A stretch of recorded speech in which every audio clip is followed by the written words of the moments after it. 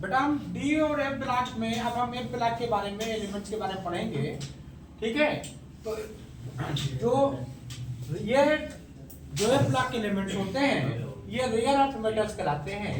इनकी अगर रेजिस्टेंस की बात करें तो ये फ्री स्टेट में कम होते हैं और कंबाइंड स्टेट में ज्यादा पाए जाते हैं। लैंथेनॉइड्स जब चीलेट लिगेंड से मिलते हैं तो रिंग टाइप स्ट्रक्चर बनाते हैं, ठीक है।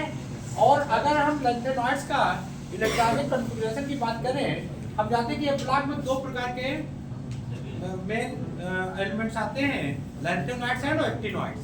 तो लैंथेनॉइड्स का जो कॉन्फ़िगरेशन है वो जिनान 54, 4f 1 to 14, 5d 0 to 1 and 6s2।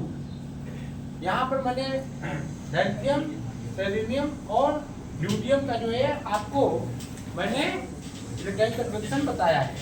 तो अगर यहाँ 54 करेंगे, 54, 55 और 2, 57, क्लियर। ऐसे यहाँ पर जिनान 54, 1 55, 56 और 2 58, ये इलेक्ट्रॉन नंबर ऑफ इलेक्ट्रॉन्स है। सेम वे में यहाँ पर है 54 और 14, 54 एंड 14, हाउ मच 68 एंड 3, तो that is 71। Oxidation state generally इनकी +3 होती है, लेकिन कभी कभी इसमें इसकी स्टेट +2 और +4 ऑक्सीडेशन स्टेट को शो करते हैं। सेलेनियम जिनका ऑक्सीडेशन स्टेट +3 होते हैं स्ट्रॉन्ग ऑक्सीडाइजिंग एजेंट के रूप में काम करते हैं, जबकि U2++ जो आयन होते हैं वो स्ट्रॉन्ग रिडक्टेंट का काम करते हैं। अब प्लेटिनम, Nd, Tb और Dy इनका जो ऑक्सीडेशन स्टेट होता है वो +4 होती है। इनका जो लैंथेनॉइड्स होते हैं ये क्या होते हैं, सिल्वरी जो है सॉफ्ट क्या होते हैं एलिमेंट्स होते हैं। इनका जो है जो मेल्टिंग पॉइंट होता है 1000 to 1200 केल्विन होता है, गॉट इट। और ये एलॉय बनाते हैं, एलॉय ये भी कलर्ड आयन बनाते हैं। कलर्ड आयन बनाते हैं क्योंकि इसमें एफ ट्रांजिशन होता है, स्प्लिटिंग होती है, एफ स्प्लिटिंग होती है। और ये जो कलर्ड आयन बनाते हैं इसमें इनके एफ सबसेल में F1 या तो 1 इलेक्ट्रॉन होगा या 13 तक, तो ये कलर्ड आयन बनाते हैं। और कलरलेस आयन में जो ऑर्बिटल्स में या तो 0 इलेक्ट्रॉन्स होंगे या 14 होंगे, गॉट इट।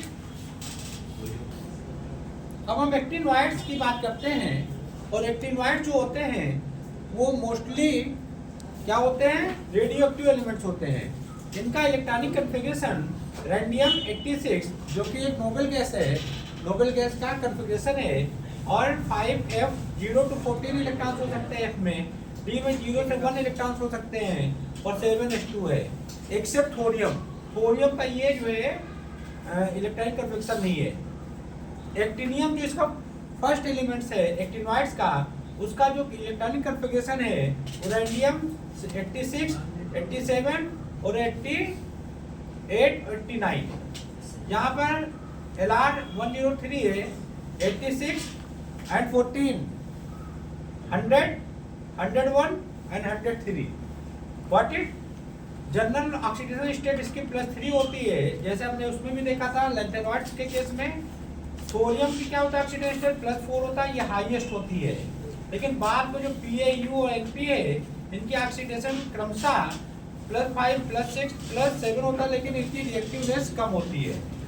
ऑल एक्टिनॉइड जो होते हैं वो स्ट्रॉन्ग रिडक्टेंट्स होते हैं, react with oxygen, hydrogen, hydrogen, hydrogen और सल्फर, ये सब लैंथेनॉइड्स होते हैं।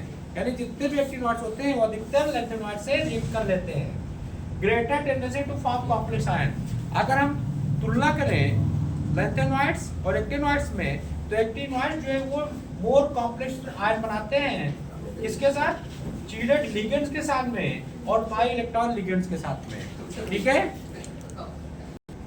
बेटा। देखिए क्रोमियम, मैग्नीज और जिंक ये जो है इंपॉर्टेंट एलॉय बनाते हैं, ठीक है।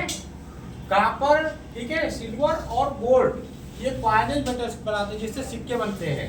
और आयरन B2O5 एक कैटालिस्ट का काम करते हैं। और ये सब किस में आते हैं? ये सब आते हैं लैंथेनॉइड्स में।